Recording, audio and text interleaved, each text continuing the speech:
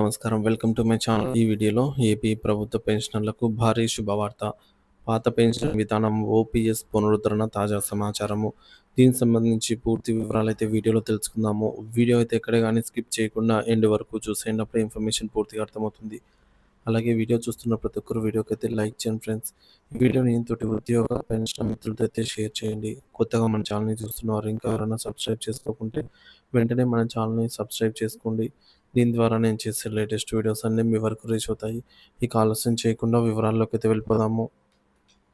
Friends, ఇక విషయానికి వచ్చినట్లయితే పాత పెన్షన్ సాధనకై ప్రజ్వరిల్లుతున్న పోరాటం, ఉద్యోగుల ఆకాంక్షలు, ప్రభుత్వ కార్యాచరణ, ఒక చారిత్రాత్మక చారిత్రాత్మక తప్పిదం, 2 దశాబ్దాల పోరాటం.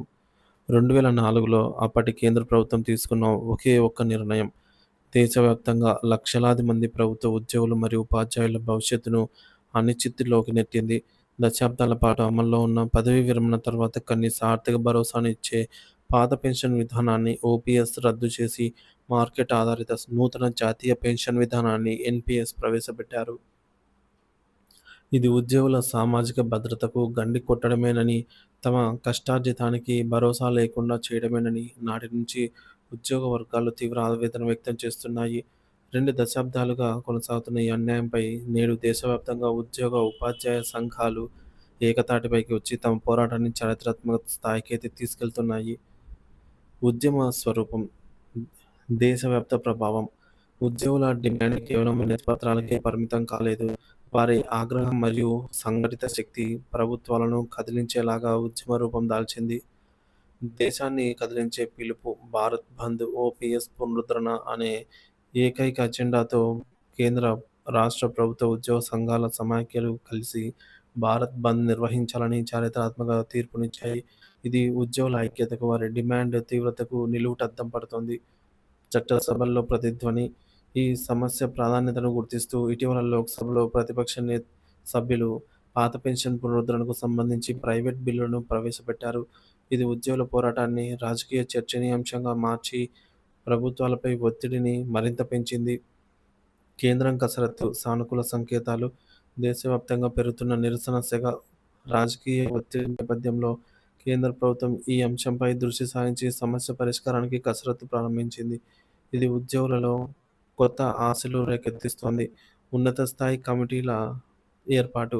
పెన్షన్ విధానంలోని సంక్లిష్టతను, ఆర్థిక చిక్కులను సమగ్రంగా అధ్యయనం చేయడానికి కేంద్ర ప్రభుత్వం 2 ఉన్నత స్థాయి కమిటీలను ఏర్పాటు చేయనున్నట్లు ప్రకటించింది. మొదటి కమిటీ పాత పెన్షన్ విధానాన్ని ప్రస్తుత పరిస్థితులకు అనుగుణంగా ఏ మార్పులతో ఎలా అమలు చేయొచ్చో అధ్యయనం చేస్తుంది. జనవరి 1, 2026 నాటికి అమలు చేసేలాగా స్పష్టమైన రోడ్ మ్యాప్‌తో నివేదిక సమర్పించాలని లక్ష్యంగా నిర్దేశించారు. రెండవ కమిటీ ఈ విధానం అమలుకు అవసరమైనటువంటి సాంకేతిక, ఆర్థిక మరియు పరిపాలనాపరమైన సవాళ్లను విశ్లేషించి పటిష్టమైన కార్యాచరణను సూచిస్తుంది. సుప్రీంకోర్టు తీర్పుల స్ఫూర్తి. ఉద్యోగుల పెన్షన్ అనేది వారి హక్కు. అది ప్రభుత్వ దయ లేదా భిక్ష కాదని సుప్రీంకోర్టు పలు చారిత్రాత్మక తీర్పులలో స్పష్టం చేసింది. ఈ తీర్పులను స్ఫూర్తిని గౌరవిస్తూ ఉద్యోగుల గరిష్ట ప్రయోజనం చేకూరేలాగా కేంద్రం నిర్ణయం తీసుకోవాల్సిన నైతిక, చట్టబద్ధమైన బాధ్యత అయితే ఉంది. వివిధ శాఖల అనుభవ స్వీకరణ. ఈ ప్రక్రియలో డీఆర్‌డీఓ, టెలికాం, రైల్వే వంటి కీలక ప్రభుత్వ రంగ సంస్థల అనుభవాన్ని, పరిపాలనా నైపుణ్యాన్ని స్వీకరించి పటిష్టమైన మరియు ఆచరణాయోగ్యమైనటువంటి విధానాన్ని రూపొందించాలని ప్రభుత్వం భావిస్తోంది. ఉద్యోగుల బ్రహ్మాస్త్రం, మెగా మెమోరాండం. తమ డిమాండ్‌లో ఉన్న ఏకాభిప్రాయాన్ని, బలాన్ని కేంద్రానికి స్పష్టం చేసేందుకు అఖిల భారత ప్రభుత్వ ఉద్యోగాల సమాఖ్య ఒక బృహత్ కార్యాచరణకు శ్రీకారం చుట్టింది. వ్యూహాత్మక లక్ష్యం, దేశవ్యాప్తంగా ఉన్న ప్రతి ఉద్యోగి నుండి మద్దతును పత్రం రూపంలో సేకరించాలి. ఈ లక్షలాది పత్రాలను ఒకే చోట చేర్చి మెగా మెమోరాండం పేరుతో ఒక సమగ్ర నివేదికను నేరుగా కేంద్ర కేబినెట్‌కు సమర్పించడం ద్వారా ప్రభుత్వంలో కదలిక తీసుకురావటం. క్షేత్రస్థాయి ప్రణాళిక, మండల లేదా తాలూకా స్థాయి. ప్రతి మండలంలో 3 ప్రత్యేక సెల్స్ ఏర్పాటు చేసి ఉద్యోగుల మద్దతు పత్రాలను అయితే స్వీకరించాలి.